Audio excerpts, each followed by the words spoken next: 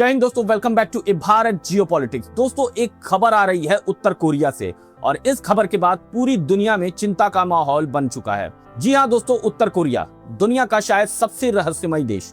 यहाँ internet control में है, मीडिया कंट्रोल में है और पूरा सिस्टम सिर्फ एक आदमी के इर्द गिर्द घूमता है, किम जोंग उन। अब हाल ही में दोस्तों ईरान के सुप्रीम लीडर अयातुल्ला खामेनेई को लेकर जो वैश्विक तनाव बढ़ा, उसके बाद दुनिया में एक बार फिर उन देशों की चर्चा शुरू हो गई है जहां सत्ता पूरी तरह से एक व्यक्ति पर टिकी हुई है। और इस दौरान उत्तर कोरिया के उस कानून की बात वायरल होने लगी जिसमें कथित तौर पर कहा गया है कि अगर देश के सर्वोच्च नेता पर हमला हुआ या उनकी हत्या हुई तो देश तुरंत परमाणु जवाब दे देगा। मतलब दोस्तों, उत्तर कोरिया के संविधान में एक बहुत ही बड़ा बदलाव किया गया है कि अगर उनके लीडर की हत्या होती है किसी भी देश द्वारा, इल्लीगल तरीके से वॉर थोपा जाता है और उसमें किम जोंग उन मारा जाता है, तो फिर परमाणु हमला कर सकता है या फिर परमाणु युद्ध कर सकता है। अब यहाँ समझने वाली बात यह है दोस्तों कि उत्तर कोरिया पहले से ही खुद को न्यूक्लियर टेस्ट घोषित कर चुका है। यानी उनके लिए परमाणु हथियार सिर्फ डर दिखाने का तरीका नहीं है, बल्कि उनकी पूरी सुरक्षा नीति का हिस्सा है। दोस्तों, अगर आप इतिहास देखोगे तो उत्तर कोरिया हमेशा अमेरिका से सतर्क रहता है।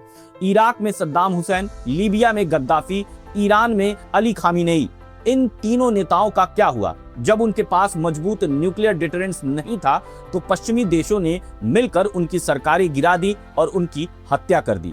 उत्तर कोरिया ने ये सब कुछ बहुत ही ध्यान से ऑब्जर्व किया और तभी से किम जोंग उन का मानना है कि अगर हमारे पास परमाणु हथियार रहेंगे तभी हमारी सरकार बचेगी। और यही कारण है कि उत्तर कोरिया लगातार मिसाइल टेस्ट करता रहता है।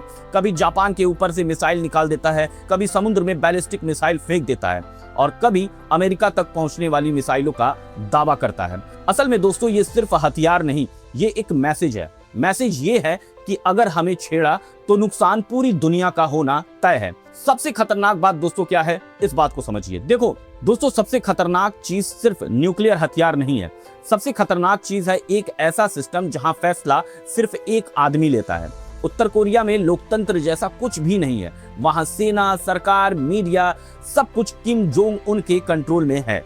और यही वजह है कि दुनिया डरती है, क्योंकि अगर कभी तनाव इतना बढ़ गया कि गलतफहमी हो गई तो वहां कोई लंबी बहस नहीं होगी, एक आदेश और मिसाइल लॉन्च। इसलिए दोस्तों अमेरिका और साउथ कोरिया हमेशा उत्तर कोरिया पर नजर रखते हैं, सैटेलाइट से निगरानी करते हैं, सीमा पर एक्सरसाइज करते हैं और जापान में मिसाइल अलर्ट सिस्टम तक तैयार रखा जाता है। अब दोस्तों ये बहुत ही बड़ा सवाल है। देखिए, उत्तर कोरिया ने कई बार दावा किया है कि उनके पास ऐसी मिसाइलें हैं जो अमेरिका की जमीन तक पहुंच सकती है। ICBM यानी इंटरकॉन्टिनेंटल बैलिस्टिक मिसाइल, इनमें से कुछ मिसाइलों की रेंज हजारों किलोमीटर बताई जाती है। हालांकि असली क्षमता कितनी है ये पूरी दुनिया को अभी कुछ भी नहीं पता, लेकिन डर इसलिए है क्योंकि अगर एक भी न्यूक्लियर मिसाइल सही जगह पहुंच गई तो तबाही की कल्पना भी नहीं की जा सकती।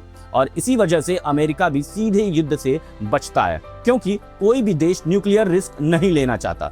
दोस्तों, अब यहाँ एक और बड़ा एंगल आता है। उत्तर कोरिया अकेला नहीं है। चीन और रूस पूरी तरह खुलकर तो समर्थन नहीं करते, लेकिन उसे पूरी तरह गिरने भी नहीं देते, क्योंकि अगर उत्तर कोरिया खत्म हुआ तो अमेरिका का प्रभाव चीन की सीमा तक पहुंच जाएगा। इसलिए चीन हमेशा बैलेंस बनाकर चलता है। यानी दुनिया में एक अजीब स्थिति है, सब लोग उत्तर कोरिया से डरते भी हैं और उसे पूरी तरह रोक भी नहीं पा रहे हैं। तो दोस्तों, एक छोटा सा देश, लेकिन उसके पास ऐसी ताकत जो पूरी दुनिया को टेंशन में डाल सकती है। और यही न्यूक्लियर हथियार का सबसे बड़ा खतरा है। जब किसी देश की सुरक्षा एक व्यक्ति की जिंदगी से जुड़ जाए तो दुनिया और ज्यादा अस्थिर हो जाती है। अब आगे क्या होगा? क्या उत्तर कोरिया सिर्फ डर दिखा रहा है या सच में दुनिया किसी बड़े खतरे की तरफ बढ़ रही है? तो दोस्तों, अभी फिलहाल का न्यूज यही है कि उत्तर कोरिया ने अपने कॉन्स्टिट्यूशन में एक बड़ा ही बदलाव किया है, जिसके बाद से दुनिया अब सतर्क हो गई है। आपको क्या लगता है? कमेंट बॉक्स में जरूर बताइएगा। अगर वीडियो और एनालिसिस पसंद आए तो जरूर सब्सक्राइब करिएगा। मिलते हैं नेक्स्ट जियोपॉलिटिकल अपडेट में। जय हिंद।